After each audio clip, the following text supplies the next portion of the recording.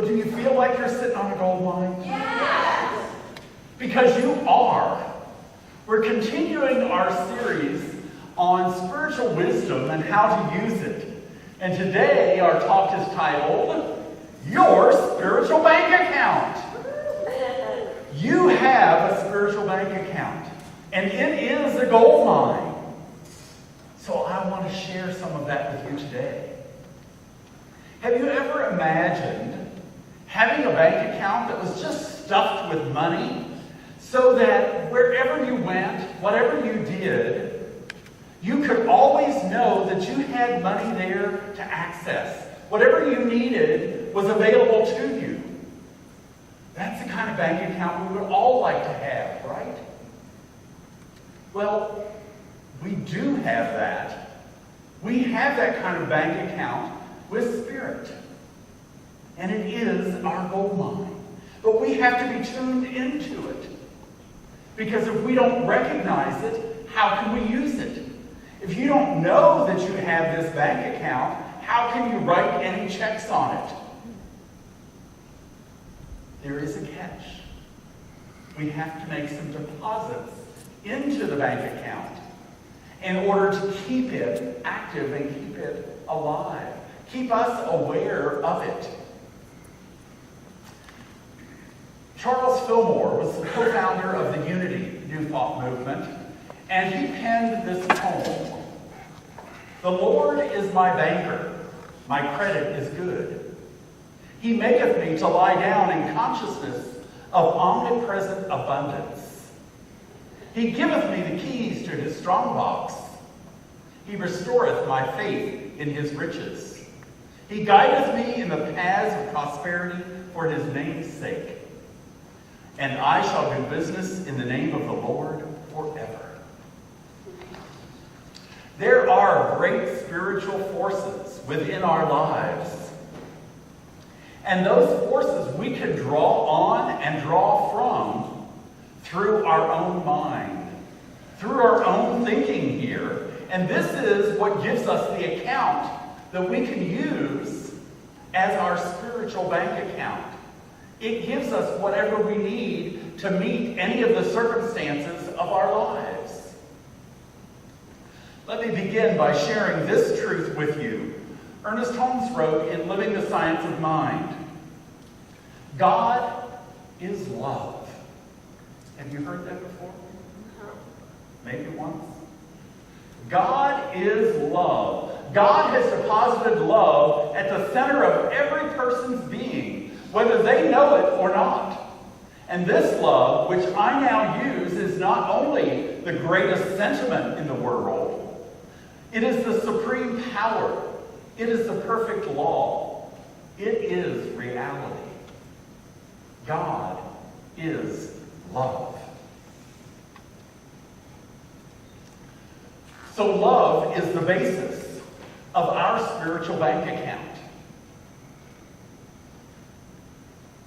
Spirit has deposited for us love when it gave us life. That love was deposited in the very center of each of us, in our soul, in our heart, wherever you want to claim that, where you meet with the divine within yourself. Spirit gave that love. And so it's there and it's active for us to be aware of. Now, as spiritual seekers, we're told that perfect love casts out fear. So we're not talking about two powers here, love and fear. There's only one power. It's all love. Fear is not a reality. Although some of you might think, if you lived my life, you would know fear is a reality. Fear is not a truth. It's not a reality for us. It's a misguided thought.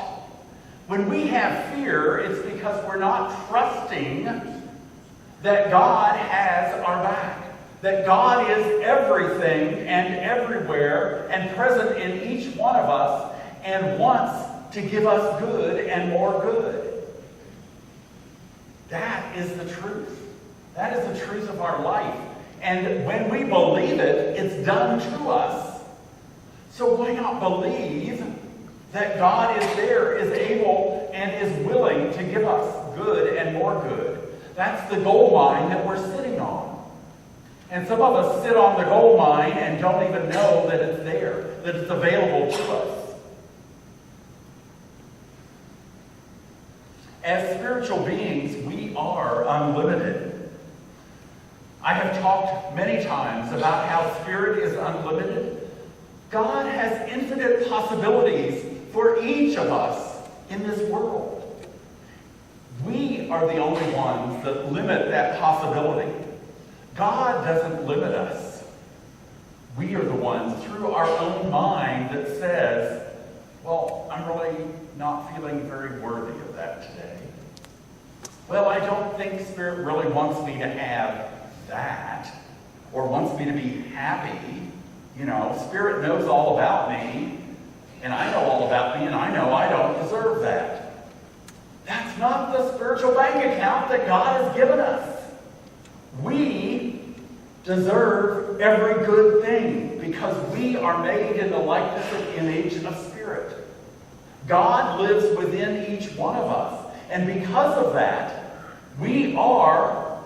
our birthright is that we are worthy. We're worthy of every good thing, and we bring that to the world for us to enjoy and for the world to share in. We get to make regular deposits into our spiritual bank account so that when we have a circumstance happen in life, we will have what we need to draw on that bank account. We'll be able to write the check to meet that circumstance and have it be good. In our regular lives, can I call it, we have to work.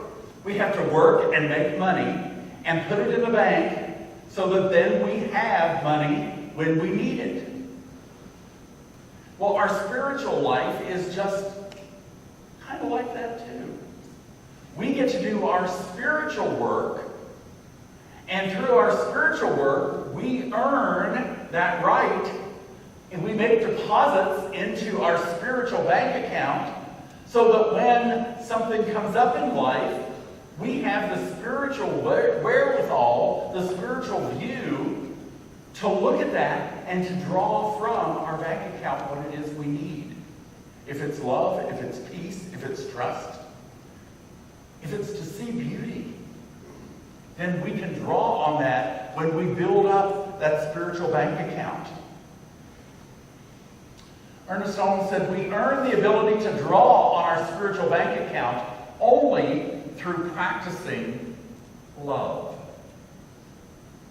Now, this is where many of us fall down because we haven't learned to love ourselves. And if we don't love ourselves, then we can't keep depositing love by practicing love in this world for ourselves and for others. And so we don't build up that bank account. We need to recognize that we are each divine, that we have Spirit within us. We are each expressions of God. And because of that, the best thing we can do is to honor that by loving ourselves and loving each other and loving the world so that we build up this spiritual bank account. In Living the Science of Mind, page 234, Ernest Holmes says, right here is where the law of mind and action comes into play. When you apply your thought of love directly to discordant situations, and there's nothing in you which is afraid, your thought of love applied to that situation will heal it.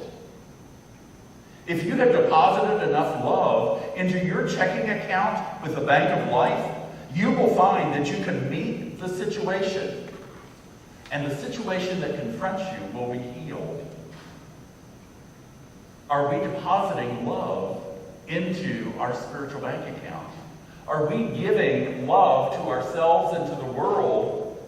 That's how we build up that bank account. Ernest Holmes also tells us that we shall earn the ability to draw on this bank through constant meditation, prayer, and communion with the infinite. For me, this means we get to do spiritual practice. And our spiritual practice is what gives us those deposits into the bank of life. So that when we go to make our withdrawal, we have plenty of supply there to draw on.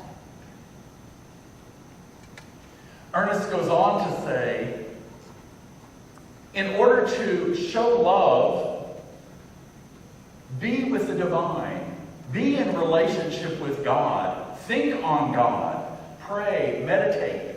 And so he gives an affirmation, and he says, say something like this: God is love, and love is all there is.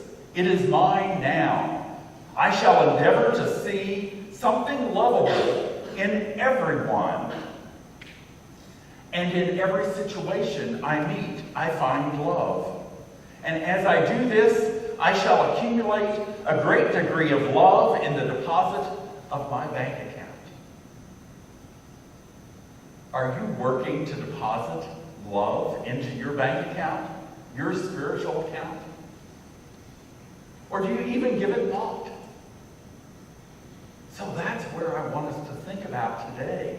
What are we doing with our lives to build up our spiritual bank account so that when we have something happen, we can meet that?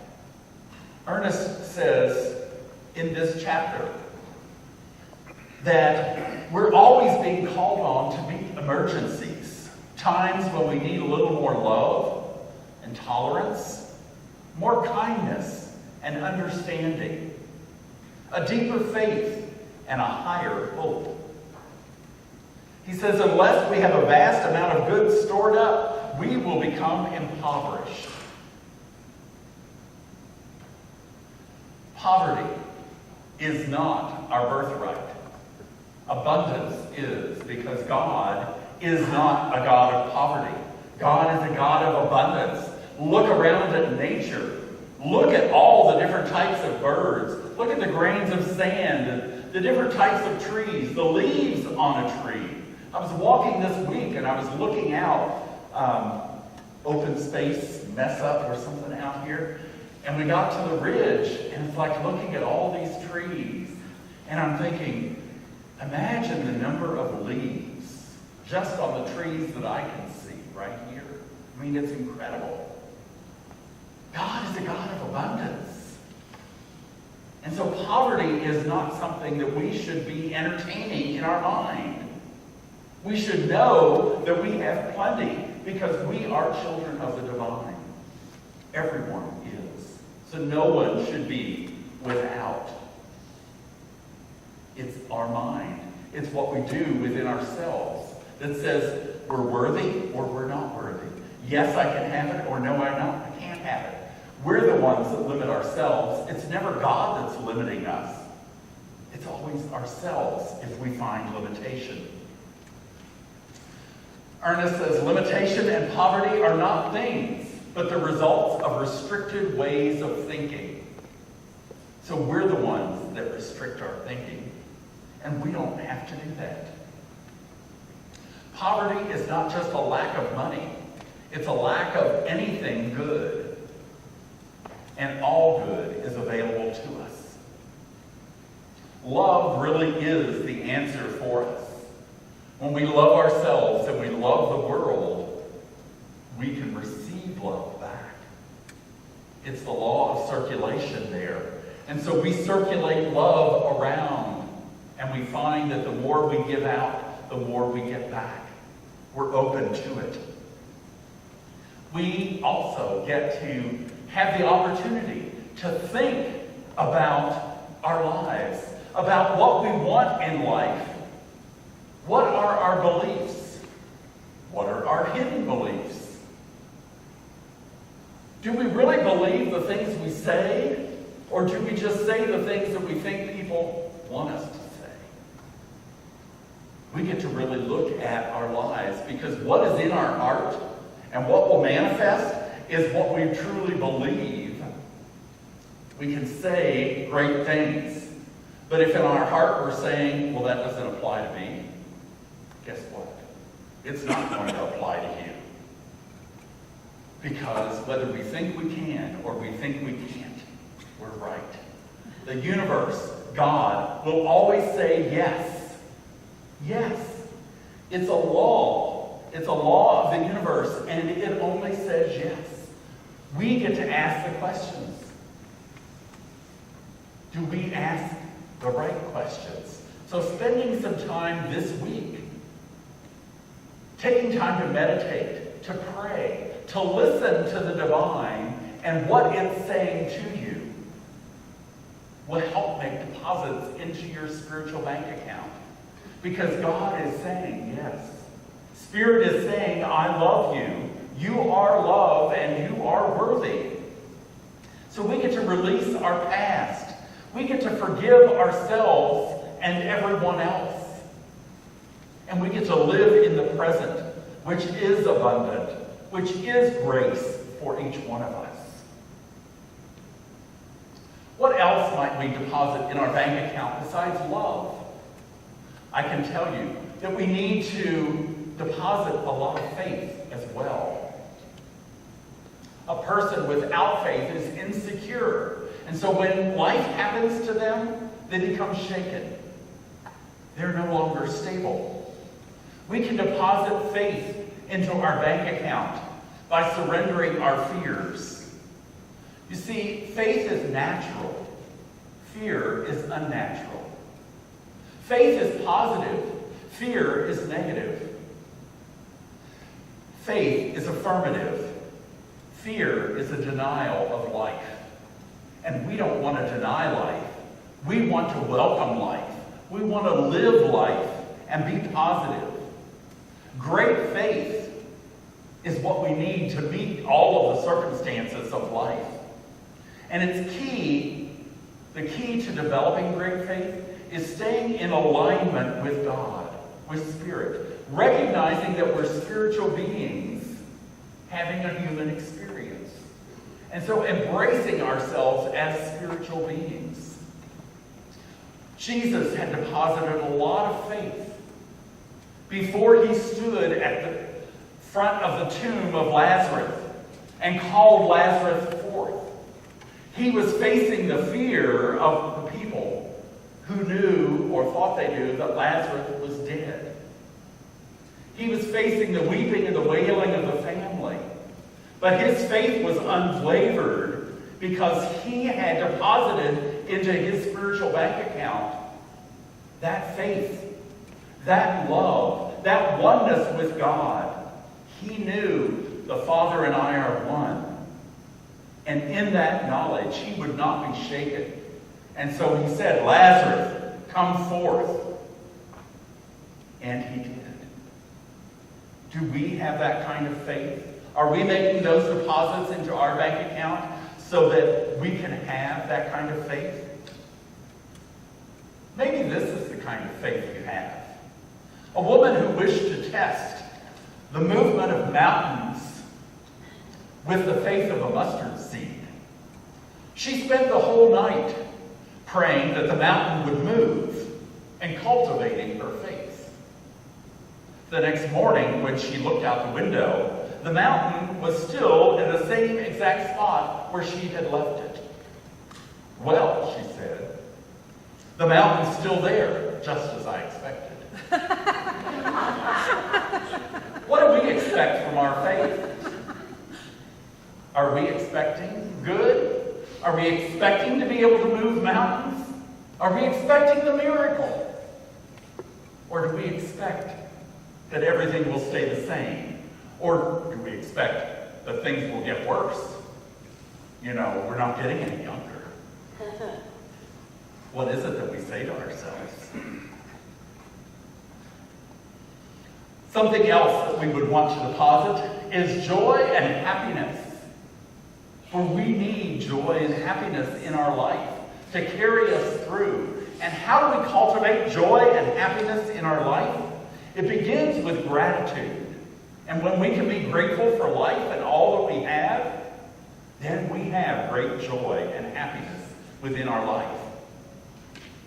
Along with these, we also need to make sure that we deposit a good amount of peace. Peace of mind will help carry us through many, many situations. So pray, meditate, do your spiritual readings, contemplate your life, repeat affirmations, show love to yourself and others every day. And this will build up your spiritual bank account. The basis here is really that we practice the presence of God in all that we do.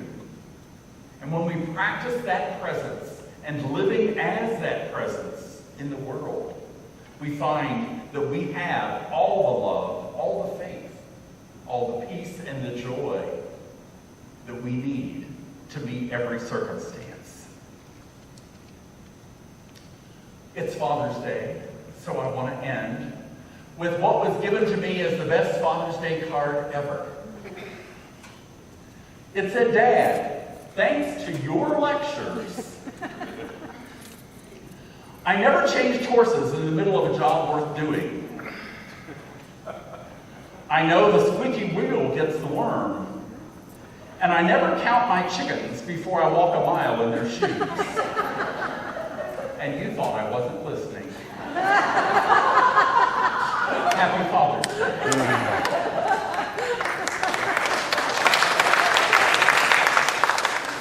I hope that you will listen to Spirit this week, that you will share the love and the peace and the joy that you need, so that you can build up your spiritual bank account and always have plenty to share and plenty to spare. Namaste.